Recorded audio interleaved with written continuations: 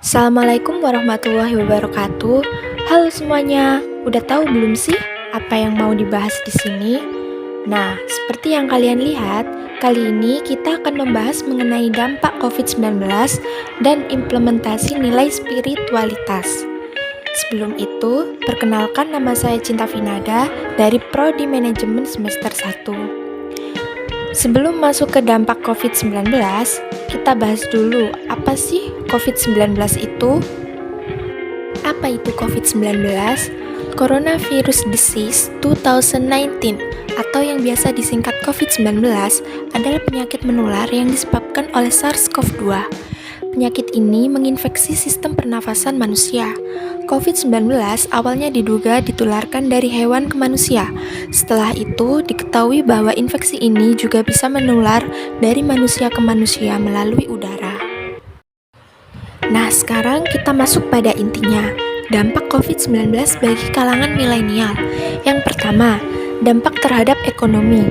Banyak orang menganggur karena di PHK, dan para pelaku usaha mengalami penurunan akibat COVID-19, baik dari sektor pariwisata maupun sektor penerbangan yang sepi akibat kebijakan social distancing.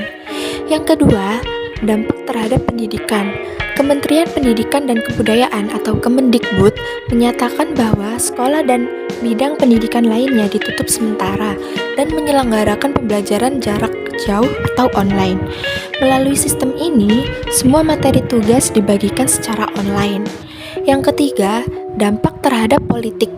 Pandemi COVID-19 telah mempengaruhi sistem politik negara, yang menyebabkan isolasi atau kematian beberapa politisi dan penjadwalan ulang pemilihan karena kekhawatiran penyebaran virus. Implementasi nilai-nilai spiritualitas dalam menghadapi pandemi COVID-19. Yang pertama, nilai religius. Menjalankan suatu perintah Allah dan selalu berdoa agar diberi perlindungan dalam menghadapi adanya wabah COVID-19. Nilai ini dianggap sebagai pendekatan manusia dengan Tuhan, di mana berdoa dan meminta perlindungan kepadanya dan berserah diri terhadap kehendaknya. Yang kedua, nilai sosial. Mengulurkan tangan apabila ada seseorang yang meminta pertolongan. Nilai ini dianggap sebagai pendekatan manusia satu dengan manusia lainnya, di mana kita saling bergotong royong dan membantu antar sesama ketika seseorang meminta bantuan. Yang ketiga, nilai kejujuran.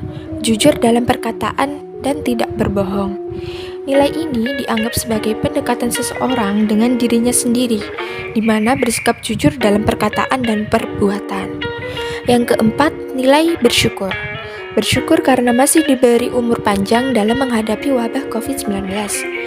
Nilai ini dianggap sebagai pendekatan seseorang dengan Tuhan, di mana bersyukur karena masih diberi umur panjang dan bisa melakukan aktivitas-aktivitas lainnya.